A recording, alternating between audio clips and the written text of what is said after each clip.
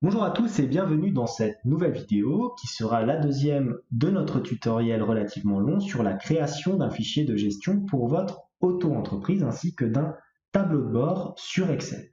Ce tutoriel, qui est donc le deuxième de cette partie sur la création d'un fichier de gestion, vous permettra notamment d'analyser les indicateurs de votre activité et donc d'améliorer éventuellement la performance de votre petite structure.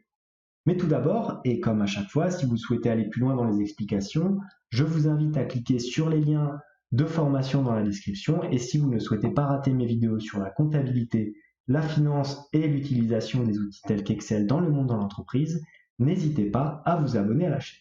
Voilà tout, place à la deuxième partie de notre tutoriel. Et donc nous voici dans cette deuxième partie de vidéo où nous allons créer véritablement le tableau de bord de notre auto-entreprise. Puisque dans la première vidéo, nous avons terminé nos onglets de base de données, attaquons-nous désormais aux différents indicateurs à intégrer dans notre fichier.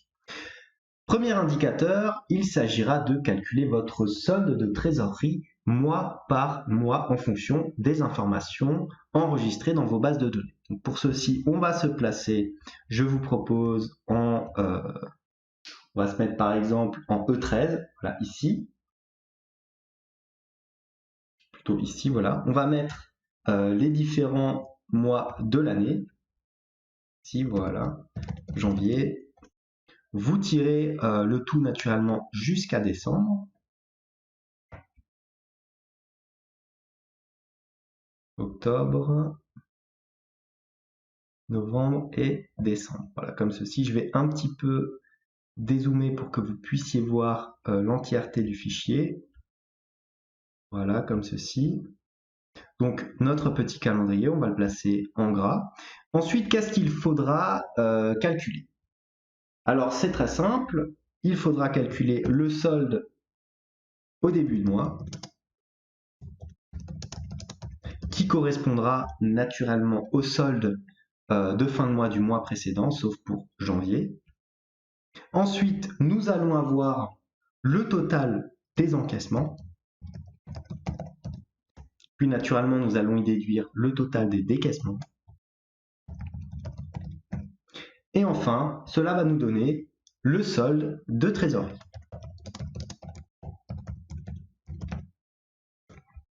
Donc au niveau des formules, ça se traduit comment? En janvier, il n'y a pas de solde de début de mois parce que c'est notre premier mois. En février, ça va correspondre au solde à fin janvier et ainsi de suite pour tous les autres mois de l'année. On tire ça jusqu'en décembre. Voilà. On peut sélectionner aussi notre petit tableau et y appliquer déjà un petit format de comptabilité comme ceci. Le solde de trésorerie à fin du mois, alors là, vous l'avez sûrement compris, il s'agira du solde début de mois plus les encaissements moins la somme des décaissements. Vous pouvez aussi prendre cette formule et la tirer jusqu'en décembre, comme ceci. Maintenant, la grosse partie de la problématique va se situer au niveau des encaissements et décaissements, puisqu'il faudra rapatrier, par exemple ici, dans votre ligne encaissement, le montant des différentes ventes mois par mois. Alors pour ce faire, nous allons utiliser deux formules, la formule somme prod et la formule mois. Donc on commence, on a somme prod, on ouvre la parenthèse deux fois car nous allons y inclure la fonction mois, donc nous allons sommer les différentes données en fonction du mois. Donc mois, on ouvre la parenthèse et là on va sélectionner notre série, c'est-à-dire la colonne dans laquelle nous souhaitons rechercher la date, donc celle-ci. Je vous conseille d'aller chercher jusqu'à la ligne à peu près 400. On referme la parenthèse, on met égal à 1. Pourquoi est-ce que je mets égal à 1 dans ma formule? Tout simplement parce que le 1 correspond au mois de janvier. On ferme la parenthèse, ensuite on multiplie, et là, nous allons rechercher les différents montants que nous allons devoir additionner en fonction du mois, donc notre colonne de montants encaissés. Comme ceci, là pareil, vous allez chercher jusqu'à 400, comme ceci. Vous refermez la parenthèse, attention à bien refermer avec le bon nombre de fois, comme nous avons ouvert 3 parenthèses ici, il faut la fermer 3 fois, donc encore une fois. Voilà. Vous appuyez sur OK et vous vous retrouvez avec 200 € au mois de janvier. Si vous regardez dans votre onglet vente, vous avez bien ici 200 € d'encaissés au mois de janvier. Le reste des encaissements va correspondre à d'autres mois. Donc, vous retournez sur votre tableau de bord comme ceci. Vous allez maintenant figer les différentes matrices de données. Donc ici, vous allez vous placer entre le A et le 11, appuyer sur F4. Pareil, entre le A et le 400, vous allez appuyer sur F4 afin que cette série-là ne bouge pas. Vous faites pareil aussi avec la colonne additionnée, F4 et F4. Comme ceci, vous appuyez sur Entrée. Ensuite, vous pouvez tirer cette formule et vous constatez qu'à chaque fois, il y a 200. Pourquoi? Et bien pour la simple et bonne raison qu'ici, vous avez dans votre formule toujours un 1 qui correspond au mois de janvier. Donc, il s'agira de changer à présent. Donc, le 1, puisque nous sommes en février, ça sera un 2, puisque c'est le mois numéro 2.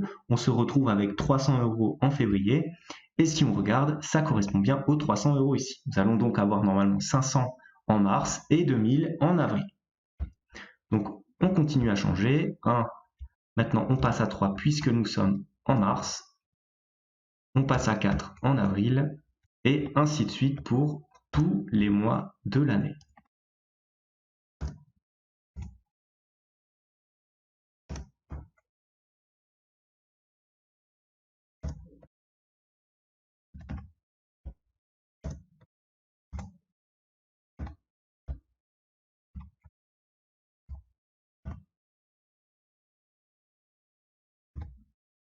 Et 12. Maintenant, on peut vérifier s'il y a plusieurs factures du même mois, si la fonction somme fonctionne. Si par exemple, je me place dans l'onglet vente, que je rajoute maintenant une ligne en avril, donc 05-04-2021. La référence, ça sera maintenant du C5. Le client, on va mettre, allez, Bob. On va copier, ça sera aller de la prestation de service, CTRL-C, CTRL-V. On va sélectionner ici chèque et on va rajouter 500. On doit normalement avoir maintenant 2500 en montant d'encaissé en avril. Et nous avons bien nos 2500 ici qui apparaissent en avril, donc notre formule fonctionne parfaitement. Maintenant, on fait pareil avec les décaissements, c'est exactement la même chose, sauf que la formule va être appliquée au niveau des achats. Donc on continue, somme prod, on ouvre la parenthèse 2 fois, mois, là on va chercher dans notre base de données achat notre colonne ici, voilà pareil on va sélectionner du 400, on peut tout de suite aussi figer notre matrice, comme ceci, on ferme notre parenthèse, est égal à 1 puisque nous sommes en janvier, on multiplie le tout et là on ouvre la parenthèse avec ce que l'on souhaite comme montant, donc ici on se place dans la colonne montant, pareil vous allez jusqu'à la ligne 400, bien sûr vous pouvez aller plus loin, c'est vous qui voyez et qui personnalisez ces données comme à chaque fois, comme ceci, et on referme notre parenthèse autant de fois qu'il le faut. On appuie sur Entrée, on se retrouve avec 200 € de décaissement au niveau de nos achats, ce qui correspond bien aux 200 € que nous avons ici. Si on tire cette formule en février, et qu'on change naturellement le 1 pour y placer un 2 afin que notre formule sélectionne le mois de février, on se retrouve avec 3000 €, ce qui correspond bien aux 3000 € que nous avons ici. On tire notre formule jusqu'en décembre, voilà, et on modifie comme on l'a fait tout à l'heure, à chaque fois les 1, les 2, les 3, et ainsi de suite. Donc 3 pour mars, 4 pour avril, 5 pour mai, 6 pour juin, 7 pour juillet, 8 pour août, 9 pour septembre, 10 pour octobre, 11 pour novembre naturellement, et enfin 12 pour décembre. Voilà votre petit tableau de trésorerie qui est désormais actualisé. Ce que je vous conseille de faire aussi à présent, c'est d'y intégrer un graphique un peu au-dessus de notre tableau de trésorerie pour illustrer toutes ces informations. Alors vous allez voir, c'est assez simple, hein, il suffit d'aller dans Insertion. Là, vous allez sélectionner un graphique. Alors moi, je vous conseille de sélectionner les graphiques en courbe, un tout simple comme ceci, voilà, avec une courbe classique. Donc là, pour l'instant, il n'y a rien, c'est tout à fait normal. On va un petit peu l'élargir pour le mettre sur la zone au-dessus. Voilà. Ensuite, vous allez sélectionner les différentes données. Attendez, voilà, comme ceci. Les différentes plages de données. Donc là, il vous demande plage de données du graphique. Donc il s'agira de sélectionner votre solde ici de trésorerie. Voilà, comme ceci. Voilà. Vous voyez ensuite que l'étiquette de l'axe horizontal, il s'agit de numéros 1, 2, 3, 4, 5 jusqu'à 12 qui correspondent en réalité au mois. Donc plutôt que d'afficher des chiffres, on peut éventuellement, si vous le souhaitez, afficher ici les mois. Il suffit de l'utiliser dans cette sélection. Donc vous voyez ici les mois qui s'affichent sur votre graphique. On peut appuyer sur OK et encore une fois sur OK. Là, je vous conseille alors de choisir bien entendu un graphique avec peu d'informations. Donc vous voyez ici, on peut décocher l'axe, on peut décocher le titre de graphique ainsi que le quadrillage. Donc vous vous retrouvez avec un graphique esthétiquement un petit peu plus beau. Naturellement, là vous allez une fois de plus personnaliser comme vous le souhaitez votre graphique, hein. Ce n'est qu'une indication. Je vous conseille aussi de faire un clic droit dessus, format de la zone graphique, et de désélectionner les bordures. Donc ici aucun trait, voilà, comme ceci. Donc vous avez véritablement un graphique sans rebord, sans rien, juste avec la courbe. Vous pouvez maintenant le sélectionner et le passer dans un cadre qui va correspondre aux différents mois, comme ceci. Voilà. Et voilà, je vous conseille aussi éventuellement de tout de suite tracer un cadre avec des bordures épaisses, hein, de sorte à ce que vous puissiez voir où en est votre graphique. On va le mettre à peu près ici. On va dans bordure, bordure épaisse. On sélectionne aussi, allez, notre titre, comme ceci, en bordure épaisse. Et enfin, les différentes informations ici. Pareil, bordure épaisse.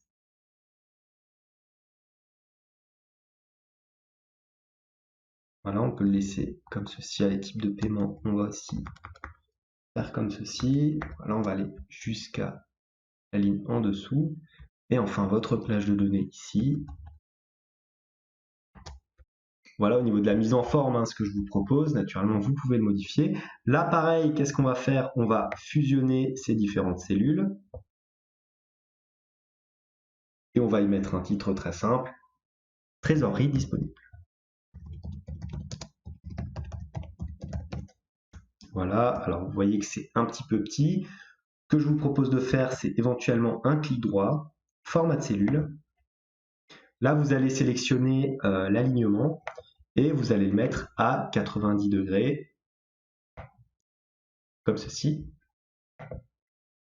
Vous allez aussi centrer votre élément, le mettre en gras, augmenter éventuellement la police, tout en faisant un renvoi à la ligne automatique. Donc comme ça, vous allez avoir votre trésorerie disponible. Voilà, on essaie de le mettre le plus grand possible.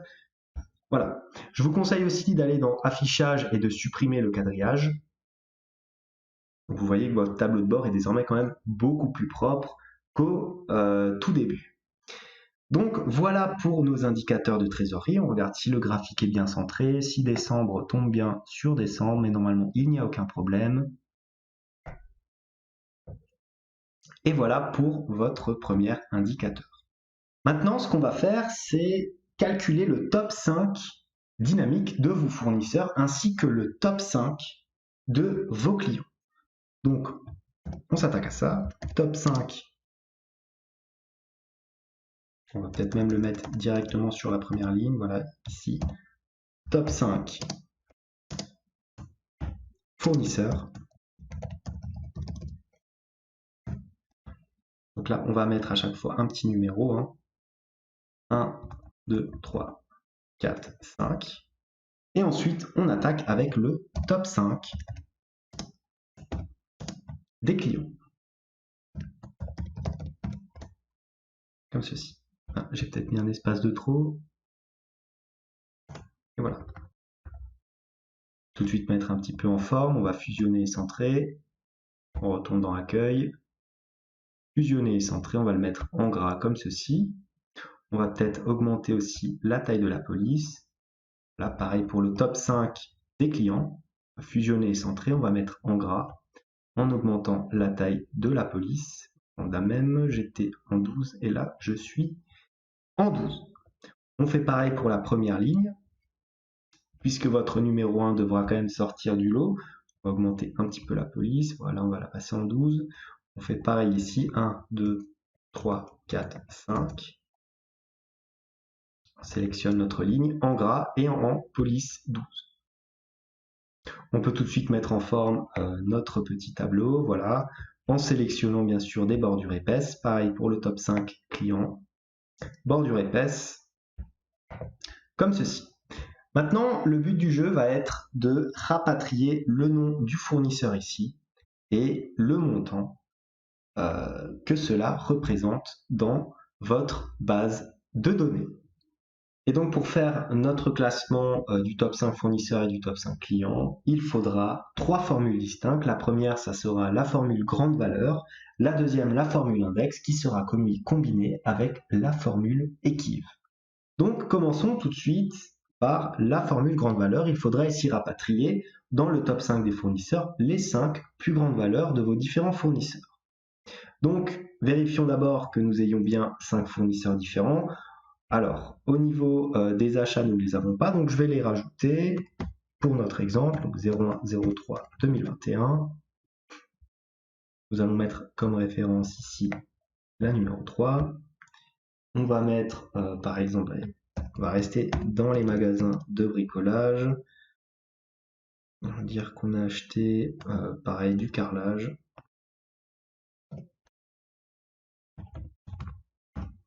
Et le type de règlement, on va mettre un chèque. Ensuite, on va sélectionner encore des dépenses en mars. La référence va aussi évoluer comme ceci. On va prendre maintenant, allez, bricomarché. Nature, on va dire des outils pour 230 €, admettons. Paiement, on va choisir en espèces. Enfin, un dernier fournisseur en avril. Référence, on va prendre comme d'habitude. On va sélectionner, qu'est-ce qu'on pourrait prendre? On pourrait prendre par exemple Castorama.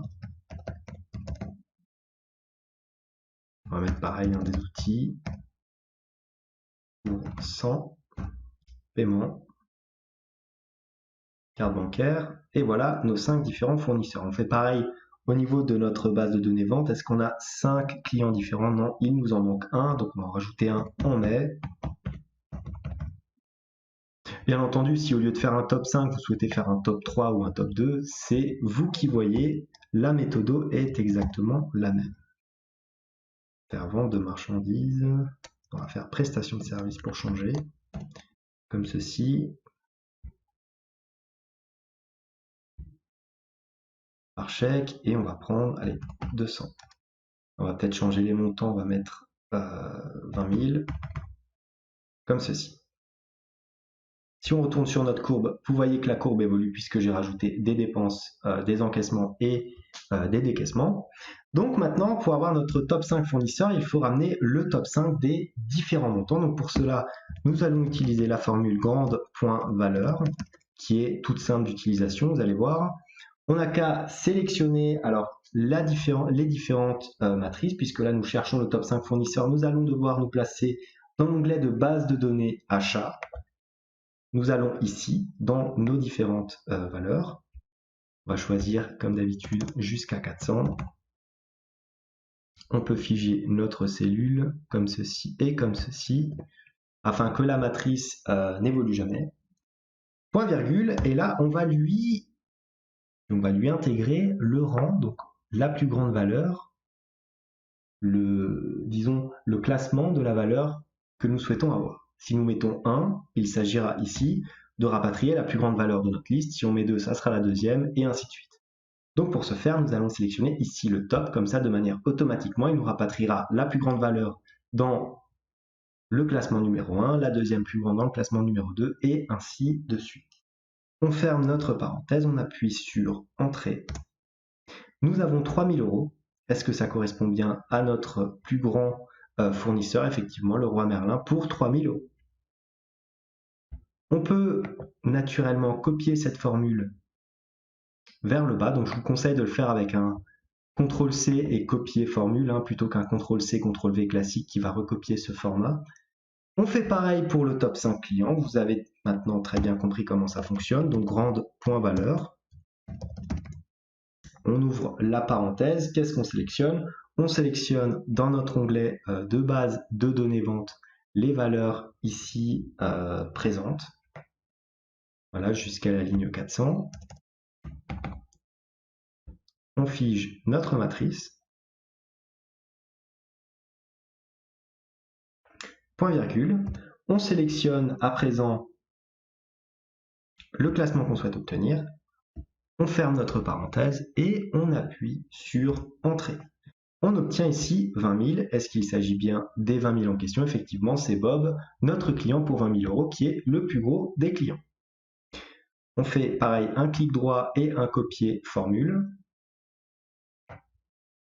Voilà.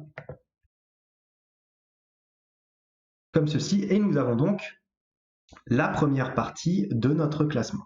On va à présent voir comment faire apparaître de manière dynamique le nom des fournisseurs dans ce classement-là. Je dis de manière dynamique parce que ce classement va évoluer automatiquement en fonction des données que vous allez rentrer dans votre base de données. Et donc pour ce faire, on va utiliser les classiques fonctions index avec la fonction équipe. Donc on commence par taper notre fonction index, on ouvre. Qu'est-ce qu'on cherche? Alors, on cherche dans notre onglet de base de données achat, ici, les différents fournisseurs. Comme ceci, voilà, vous allez, comme d'habitude, jusqu'à la ligne 400, vous figez votre petite matrice de données, comme ceci. Ensuite, point virgule, et là, nous y intégrons notre fonction équive, on ouvre la parenthèse. Quelle est la valeur recherchée? La valeur recherchée, ça sera le montant ici, qui est caché par la formule, que l'on retrouve en D19. Donc on place bien D19, voilà, comme ceci.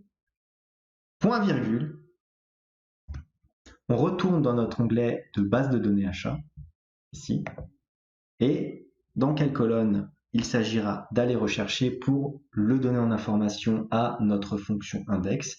Il s'agira de la colonne I, où justement notre fonction ira chercher le numéro de ligne. Donc 400, voilà pareil, vous figez votre petite matrice, comme ceci, comme ceci. Vous fermez la parenthèse, mais avant cela, vous faites un point virgule et vous sélectionnez bien correspondance exacte. Et là, vous pouvez clôturer votre formule comme ceci. Vous appuyez sur Entrée et vous voyez que le premier fournisseur, j'écarte un petit peu la colonne, il s'agit de Leroy Merlin. Vérifions si cette information est exacte. Effectivement, 3 000 €, Leroy Merlin, il s'agit donc du premier fournisseur. Vous pouvez donc, puisque vous avez figé vos différentes matrices de données, copier la formule. Donc là, encore une fois, vous faites copier et ensuite coller formule.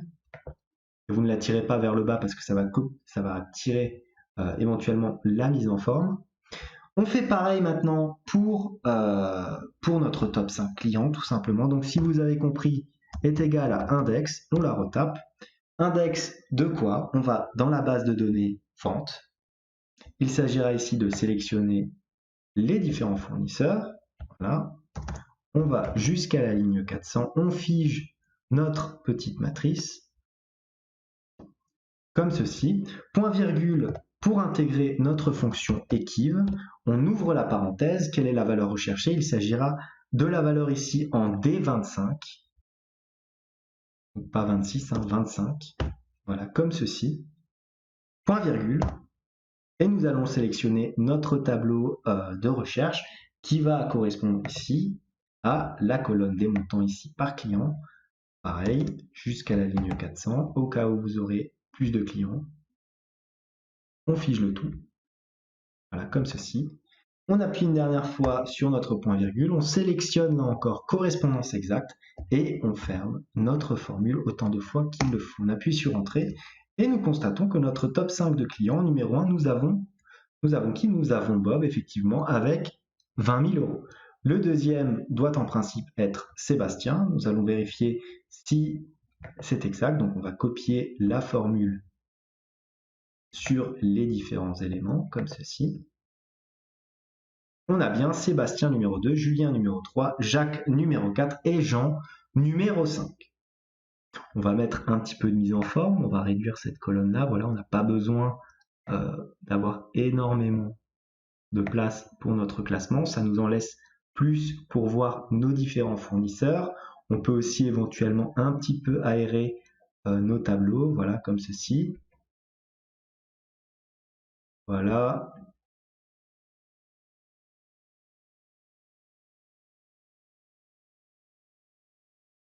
On peut rétrécir aussi notre première colonne.